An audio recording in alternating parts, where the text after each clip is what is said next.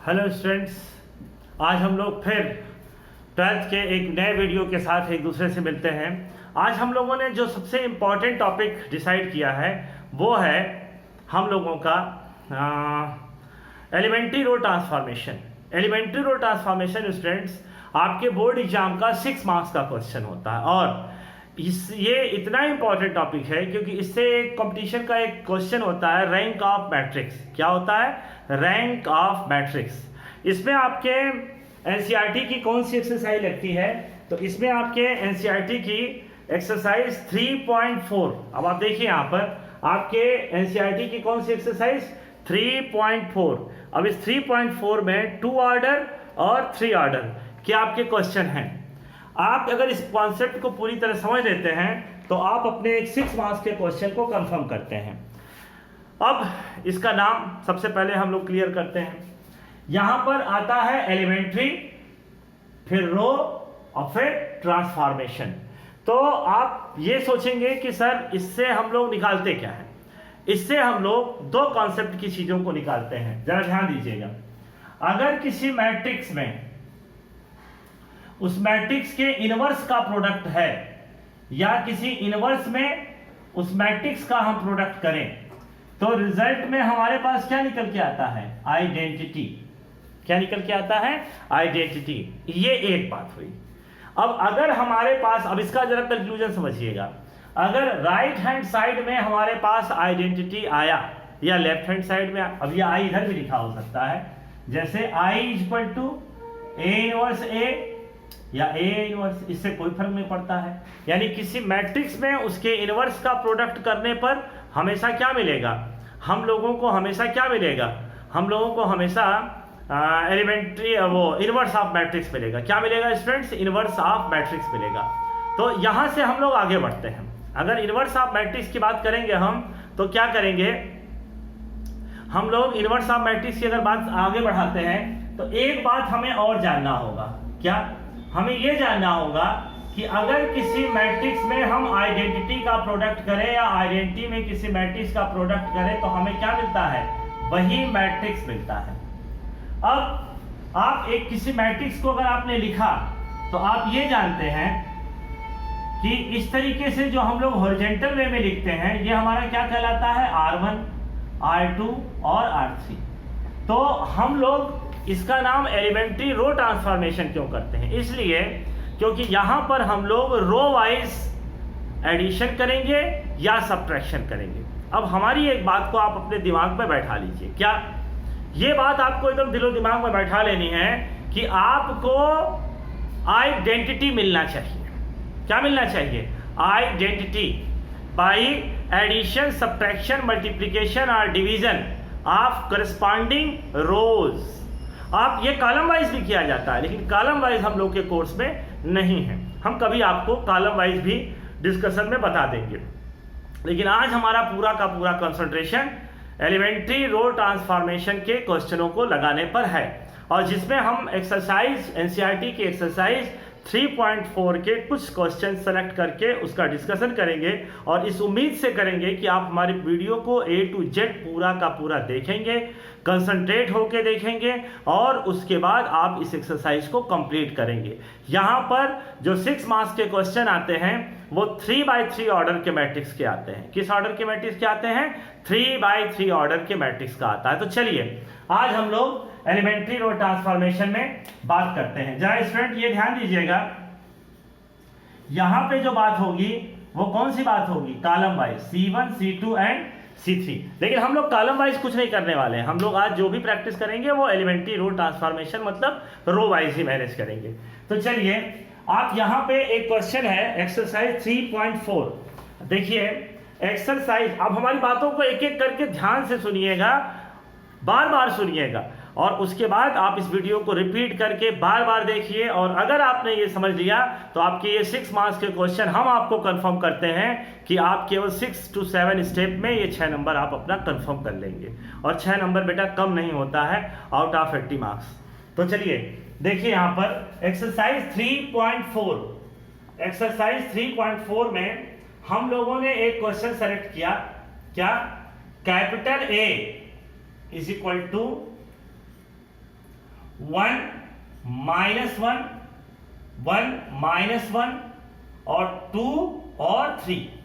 आइए अब यहां पे जो सबसे पहले हम आइडेंटिटी यूज करने वाले हैं वो क्या यूज करने वाले हैं, सिंस हम जानते हैं कि A = IA, इस आइडेंटिटी का यूज करने पर बताइए इस A की जगह हम क्या लिखने वाले हैं। यहां पे आप ऐसे लिख सकते हैं, we know that capital A = IA। इसको यहां नहीं लिखते हैं, इस A की वैल्यू को तो आप रखिए, इस A की वैल्यू को आप क्या लिखेंगे, 1 -1 2 और 3। I की जगह आप क्या लिखेंगे, 1 0 1 0 0 1 और यहां पे इस A की वैल्यू को रखने के लिए यहां और यहां दोनों तरफ मत रखने की कोशिश करिएगा, केवल लेफ्ट हैंड साइड में भी रखिएगा। तो जब आप यहां पर लिख लिए तो आप जानते हैं यहां पर आप क्या पाएंगे, यहां पर आप पाना चाहते हैं, यहां पर ध्यान दीजिएगा स्टूडेंट, यहां पे हम लोग क्या पाना चाहते हैं, आइडेंटिटी वैल्यू। आइडेंटिटी वैल्यू का मतलब अगर 2x2 ऑर्डर का मैट्रिक्स होगा तो 1 0 0 1, अगर 3x3 ऑर्डर का मैट्रिक्स होगा तो 1 0 0 0 1 0 और 0 0 1। यहां पर आइडेंटिटी मैट्रिक्स का कैसे फॉर्मेशन किया जाता है, किस रूल से आइडेंटिटी मैट्रिक्स वैल्यू बनती है, ये सब कुछ हमने टाइप ऑफ मैट्रिक्स की वीडियो में बना के डाला है। तो आप जब हमारी वीडियोस को देखेंगे तो आप वहां पे आप खोजेंगे तो आपको टाइप ऑफ मैट्रिक्स का जो वीडियो हमने बनाया है, जो लेक्चर दिया है, उस लेक्चर में ये पूरा का पूरा डिस्कशन है। तो आप उस वीडियो को देखते ही फॉर्मेशन ऑफ आइडेंटिटी मैट्रिक्स के बारे में समझ सकते हैं। आइए यहां पे देखते हैं हम, जरा देखिएगा स्टूडेंट्स यहां ध्यान से, यहां पे हमने किया A। अब ये देखिए R1 में हमारे पास है कितना, 1। इस 1 का हम यूज करने जा रहे हैं, कैसे, तो R2 इस 1 के हेल्प से इसको हम 0 बनाएंगे, कैसे, R2 affected by R2 - R1। तो स्टूडेंट जरा ध्यान दीजिएगा, जिसमें इफेक्ट डाला जाएगा, क्या बोले, जिसमें इफेक्ट डाला जाएगा उसमें ही चेंजेस महसूस होंगे, जिसके द्वारा इफेक्ट डाला जाएगा उस पर कोई असर, कोई इफेक्ट पड़ने वाला नहीं है। अब यहां देखिए आपके पास क्या है, आप इफेक्ट किस पे डालने जा रहे हैं, R2 पे, यानी R1 को हम सब्ट्रैक्ट कर रहे हैं, तो R1 के ऊपर कोई फर्क नहीं पड़ रहा है। क्यों, क्योंकि R1 को किया जा रहा है, किस में से किया जा रहा है, तो R2 में से, यानी इफेक्ट किस पे पड़ेगा, R2, यानी जिसमें, किसमें, जिसमें एडिशन या सब्ट्रैक्शन एक्टिविटी की जाती है, इफेक्ट केवल उसी रो पे आपको महसूस होगा और वही यहां पर आपको लिखना है। तो जरा देखिए, जिस पे इफेक्ट पड़ना ही नहीं है उसको क्यों ना हम लोग लिख लिया जाए। तो 1 -1 1 0, यहां पे देखिए हमने क्या किया, R2 - 2R1। अब आप कहेंगे कि सर आप 2R1 क्यों कह रहे हैं, क्योंकि हमें लाना क्या है, 0। क्या लाना है, 0। तो ये 0 कैसे आएगा, ये 2 है, ये 1 है, इसमें 2 से मल्टीप्लाई करके इसको सब्ट्रैक्ट करेंगे तभी तो ये 0 आएगा। लेकिन ये केवल इसमें नहीं करेंगे, ये काम पूरे R2 में करेंगे, कैसे, पूरे R1 में 2 से मल्टीप्लाई कर करके। तो चलिए यहाँ 2, इसमें 2 से मल्टीप्लाई कीजिए, इसमें से सब्ट्रैक्ट करिए 0, इसमें 2 से मल्टीप्लाई कीजिए, इसमें से सब्ट्रैक्ट करिए, तो 3 - -2, तो ये कितना आ गया, 5। तो यहाँ पे देखिए 5, यहां पर आप देखिए क्या निकल के आया, 2 - 2, यहां पे 0, तो इस पे 2 का मल्टीप्लाई करेंगे तो 0 ही आएगा, इसलिए 1। अब आपको हमने बताया क्या, हमने आपको बताया कि बेटा हम लोग यहां पर क्या लिखने वाले हैं, 0 1। तो ये 1 कैसे मिलेगा, ये 1 मिलेगा, जरा ध्यान दीजिए, ये 1 मिलेगा, यहां पर 1 पाने के लिए 1 - 1 1 और 0, यहां पर हम क्या करेंगे, 5 से डिवाइड कर देंगे तो 0, 5 से डिवाइड करोगे तो 1, यहां 5 से डिवाइड करेंगे तो 2/5, यहां 5 से डिवाइड करेंगे तो 1/5। यानी हमने क्या किया, R2 पे असर डाला बेटा, R2 plus 1/5 R2, sorry 1/5 R2। अब देखो ये 1 मिल चुका है, अब इसको 0 बनाएंगे, क्योंकि हम आपसे पहले ही कह चुके हैं कि हमें पाना क्या है, 1 0 0 1। तो R1 पे जब इफेक्ट डालने गए हम, तो हमने क्या किया, R1 प्लस R2, तो R2 पे तो कुछ हुआ ही नहीं, जो भी होना है R1 पे, तो इसलिए इसको हमने लिख लिया। तो 1 5। अब यहाँ पे आइए, इसमें आप इसको ऐड करिए, तो 0 में आप 1 को ऐड करेंगे तो ये कितना आएगा 1। यहाँ पे इसको ऐड करेंगे 0, इसको ऐड करेंगे तो 3/5 और इसको ऐड करेंगे तो 1/5। अब आप देखिए ये I हो गया, ये A हो गया, तो ये हर हाल में क्या होगा इनवर्स। ये इनवर्स ही हम लोग एलिमेंट्री रो ट्रांसफॉर्मेशन से निकालते हैं। आइए जरा हम लोग देखें कि हम लोग का आंसर सही आया है कि नहीं। तो A इनवर्स का प्रोडक्ट किया जाए तो A की जगह हम लोग के पास क्या है, A इनवर्स A की जगह हम लोग के पास क्या है 1 - 1 2 और 3। A इनवर्स में हम लोग के पास क्या है बेटा 3/5 1/5, यहां से -2/5 और 1/5। ये 5 को अब चाहें तो 1/5 को बाहर ले सकते हैं, तो यहां कितना आया 1 - 1 2 और 3। यहां कितना आया 3 1 -2 और 1। आइए मल्टीप्लाई किया जाए तो फर्स्ट रो फर्स्ट कॉलम, तो ये कितना आया 3 और ये कितना आ रहा है +2। कितना आ रहा है +2, तो ये कितना आ गया बेटा 5। यहां पे क्या आ रहा है फर्स्ट रो फर्स्ट कॉलम। आप समझ रहे हैं ना हमारी बात को, मल्टीप्लिकेशन ऑफ मैट्रिक्स वाले वीडियो को आप ध्यान से देख लीजिएगा। फिर यहां पे तो ये 1 और ये -1। यहां सेकेंड रो को फर्स्ट कॉलम पे, तो ये 3 2 जा, ये कितना आ गया 6, ये कितना आ गया -6, ये 2 + 3 1/5। ये कितना आया बेटा 5 0 0 और 5। डिवीजन करेंगे तो कितना आएगा 1 0 0 और 1, यानी हमारा आंसर सही है। इस तरीके से आप ये 2x2 ऑर्डर के मैट्रिक्स के बारे में आप बेहतर ढंग से जान सकते हैं, समझ सकते हैं। आइए हम एक क्वेश्चन और आपको बताते हैं इसी एक्सरसाइज का। एक बात हम आपसे रिक्वेस्ट करेंगे कि अगर आपको कुछ भी समझ में नहीं आता है तो आप कमेंट बॉक्स में हमको लिख के आप उस बात को शेयर करिए, हम उस चीज़ को फिर से और ज़्यादा इलॉबरेट करके डिस्कस करके समझाएंगे, ये हमारी रिस्पॉन्सिबिलिटी है। तो यहाँ से हम और आगे बढ़ें तो हम एक नए क्वेश्चन के साथ आते हैं। चलिए देखा जाए इन क्वेश्चनों को जरा। ये चेक करना आपके सोल्यूशन का पार्ट नहीं है, ये आपके सेटिस्फैक्शन के लिए किया जाता है, क्योंकि एक बार आप इसको चेक कर लेते हैं तो आपको पूरी बात समझ में आती है। तो चलिए देखा जाए, यहाँ पर हम लोग अब आते हैं, हम लोग इसमें एक्सरसाइज 3.4 में हम लोग आते हैं बेटा क्वेश्चन नंबर 2 पे।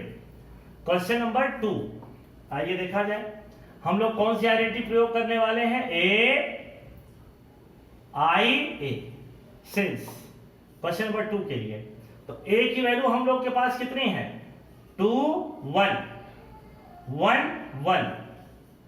यहां पे I की जगह हम लोग के पास कितना है 1 0 0 1 और यहां पर A। हम आते हैं, हमने जैसा आपसे कहा था आप उस बात को जरा ध्यान दें। तो हमने आपसे क्या कहा था, किसी एक 1 को लीजिए, फिलहाल हमने इस 1 को ले लिया। ये 1 कौन सा है R2 का, तो इफेक्ट हम किस पे डालने जा रहे हैं R1 पे। तो R1 - 2R2, तो भैया R2 तो पहले लिख लिया जाए हम लोग। अब R1 पे इफेक्ट कैसे पड़ रहा है, पूरे R2 में 2 से मल्टीप्लाई करना है और करस्पॉन्डिंग एलिमेंटों में सब्ट्रैक्ट करना है। तो 2 1 जा 2 2 - 2 0 1 में 2 से मल्टीप्लाई करेंगे तो 2 1 - 2 -1 2 × 0 0 1 2 2 0 - 2 -2।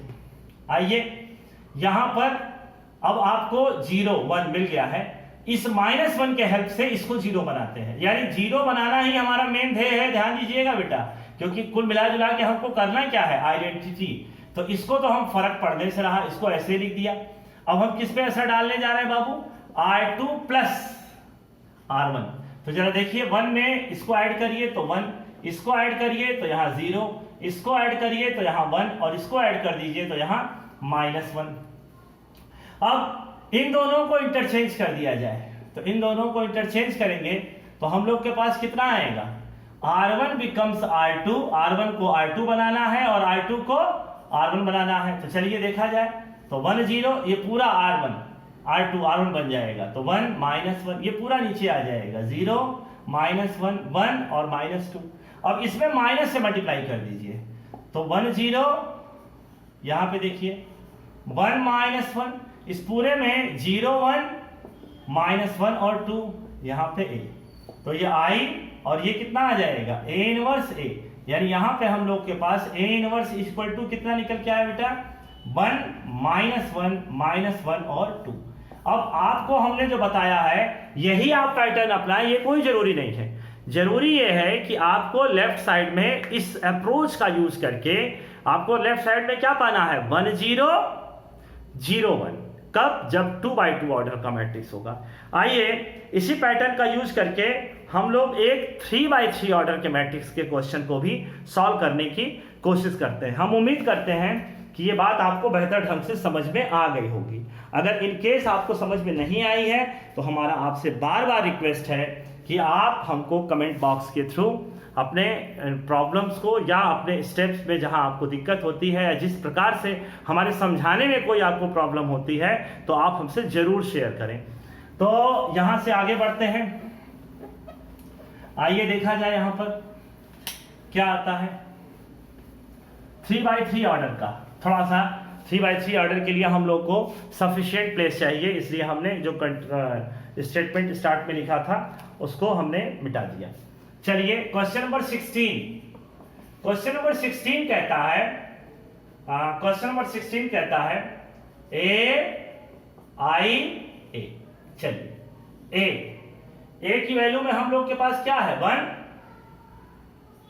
3 -2 -3 0 -5 2 5 0।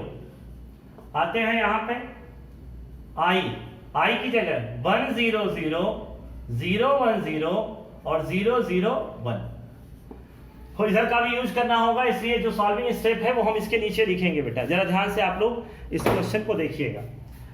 तो यहां पर अगर हम बात करें तो हमने इस 1 को लिया, ध्यान दीजिएगा किस 1 को सिलेक्शन किया। हमने आपसे पहले ही कहा था कि हम सबसे पहले क्या खोजेंगे 1, तो इस 1 के खोजने में हमने किस 1 को लिया R1 को। तो R1 का जब 1 लिया तो R1 में तो कुछ करना ही नहीं है, तो इसको लिख लिया जाए 1 3 -2 1 0 0। आते हैं इसको 0 कैसे बनाया जाएगा। इसको 0 बनाया जाएगा, जरा ध्यान दीजिएगा बेटा। R2 affected by R2 plus 3R1, यानी इस पूरे एलिमेंटों में हम 3 से मल्टीप्लाई करेंगे और इसमें ऐड करेंगे। तो जरा देखिए इसमें 3 से मल्टीप्लाई किए तो 3 बन जा 3, इसमें ऐड किए तो 0, इसमें 3 से मल्टीप्लाई किए तो 3 3 जा 9, इसमें ऐड किए तो 9, 3 2 जा -6, इसमें ऐड किए तो -11, यहां पे 3 तो यहां पर 0 के साथ 3 × 0 1, 3 × 0 यहां कितना आ गया 0। थोड़ा और आगे बढ़ते हैं। अब इसको कैसे 0 किया जाएगा जरा उसको देखा जाए बेटा। इसको 0 करने के लिए हम लोग क्या करेंगे, हम लोग इफेक्ट डालेंगे R3 पे। तो कैसे डालेंगे R3 - 2R1। चलिए इसमें हम 2 से मल्टीप्लाई करेंगे और इसमें सब्ट्रैक्ट करेंगे। तो 2 1 जा 2, तो 2 - 2 0, 2 3 जा 6, 2 3 जा 6, 5 - 6 -1, 2 2 जा -4, तो 0 में से जब -4 सब्ट्रैक्ट करेंगे तो +4। आइए इस पे देखा जाए 2 1 जा 2, तो 0 में से 2 सब्ट्रैक्ट करेंगे तो -2, यहां पे तो 0 रहेगा और यहां पर क्या आएगा 1। आइए अब एक बात यहां पर आपको हमारा बहुत ध्यान से सुनना है। क्या कॉन्टिन्यूअस 2 0 जिस रो में आए हैं इसमें हम लोग खोजेंगे कि 1 कहां है। अगर 1 है तो बहुत सुंदर, अगर 1 नहीं है तो हम लोग को पहले 1 बनाना चाहिए, उसके बाद प्रोसीड करना चाहिए। फिलहाल हम लोग इस क्वेश्चन में लकी हैं कि यहां 1 है, तो यहां 1 है तो इस 1 के हेल्प से क्या हम इसको 0 बना सकते हैं। कैसे, ये -1 है और ये 9 है, क्या करेंगे हम इसमें 9 से मल्टीप्लाई करके इसको ऐड कर दें तो ये 0 हो जाएगा। तो एक रो में 2 0, और जहां एक रो में 2 0 मिल गए तो आप लोग समझिएगा कि आपका प्रॉब्लम 99.99% सॉल्व। बहुत खुश हो जाइएगा। क्यों खुश होने का रीजन है, क्योंकि उसके बाद आपका क्वेश्चन बहुत टिपिकल नहीं रह जाता है। तो आइए यहां पर हम क्या करने जा रहे हैं, जरा उसको आपको हम दिखाते हैं। यहां पर हम ये करने जा रहे हैं कि ए यहां पे इस पे कोई फर्क नहीं पड़ने वाला है, तो 1 3 -2, यहां 1 0 0 और यहां 0 -1 और 4, यहां पे -2 0 और 1। आइए इसके हेल्प से हम इसको 0 करने जा रहे हैं बेटा, यानी R2 affected by R2 + 9 R1 9 R3 sorry 9 R3। तो इस R3 में हम तो यहां पे 0, इसमें 9 से मल्टीप्लाई किए, जोड़ दिए, तो कितना आ गया 0। इसमें 9 से मल्टीप्लाई किए तो 36 -11 + 36, तो ये कितना आ गया बेटा 25। यहां पे 9 से मल्टीप्लाई किए तो -18 + 3, तो कितना आ गया -15। 0 में हम 9 से मल्टीप्लाई किए, कोई फर्क नहीं पड़ा, इसमें 9 से मल्टीप्लाई किए तो यहां कितना आ गया 9, क्योंकि ऐड करना था। अब ये डबल 0 जो मिला है इसको हम 1 बनाएंगे। कैसे बनाएंगे, तो हम इसको 1 बनाएंगे इस तरीके से, R2 अफेक्टेड बाई 1/25 R2। आइए देखा जाए यहां पे, तो यहां पर जब हम इसको 1 बनाने की प्रक्रिया में आगे बढ़े तो ये 1 3 -2 0 -1 4, यहां पे 1 0 0, यहां पे -2 0 1। अब यहां सब में हम 25 से डिवाइड करेंगे, तो 0 0 25 में 25 का डिवीजन करेंगे तो 1। यहां कितना आएगा -15/25, यहां कितना आएगा 1/25, यहां कितना आएगा 9/25। आइए अब इस 1 के हेल्प से इन दोनों को हम लोग 0 बनाते हैं। 1 के हेल्प से किसको किसको 0 बनाते हैं बेटा, इसको और इसको। चलिए देखा जाए, 1 के हेल्प से इसको हम इसको 0 बनाते हैं, तो यहां पे किसको हमने लिया 0 0 1, यहां पे -15/25 और 1 अपान। आप कहेंगे कि सर यहां कैंसिल क्यों नहीं कर रहे हैं, केवल इसलिए नहीं कर रहे हैं कि बाद में अगर हो सका तो सब में 25 रहेगा तो 25 को हम लोग कॉमन ले लेंगे। तो आइए यहां पे ये 0 कैसे होगा, R1 affected by R1 + 2R2। चलिए इस पे 2 से मल्टीप्लाई करके तो 1 3 0, इसमें हम 2 से मल्टीप्लाई करके और फिर इसमें ऐड कर रहे हैं, जरा ध्यान दीजिएगा, तो ये कितना आएगा 1 -30/25, सब्ट्रैक्ट किया जाएगा तो कितना आएगा बेटा -5/25। इसमें आप 2 से मल्टीप्लाई करके इसमें ऐड करेंगे तो 2/25, इसमें 2 से मल्टीप्लाई करके ऐड करेंगे तो 18/25 आ जाएंगे इसको। तो इसको आप कैसे सॉल्व करने जा रहे हैं, तो R3 affected by R3 -4R2। चलिए इसमें 4 से मल्टीप्लाई करके इसको सब्ट्रैक्ट किया जाए तो 0 -1, 4 से मल्टीप्लाई करके इसको सब्ट्रैक्ट करेंगे तो 0। आइए इसको 4 से मल्टीप्लाई करके सब्ट्रैक्ट करते हैं तो -2 और -60/25, तो 10/25। यहां पे कौन आ गया,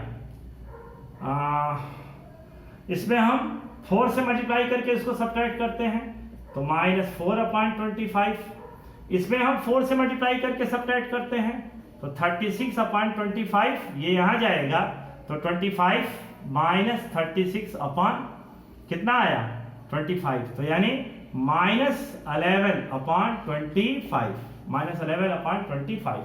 अब देखिए 0 0 1 मिल चुका है। अब इस -1 के हेल्प से हम इसको भी 0 कर सकते हैं, तो जरा देखा जाए कैसे करेंगे हम। अगले स्टेप में इसमें हम क्या करने जा रहे हैं, अगले स्टेप में हम इसमें ये करने जा रहे हैं कि -1 के हेल्प से हम इसको 0 बनाने जा रहे हैं, यानी हम असर किस पे डालने जा रहे हैं R1, तो R1 + 3R3।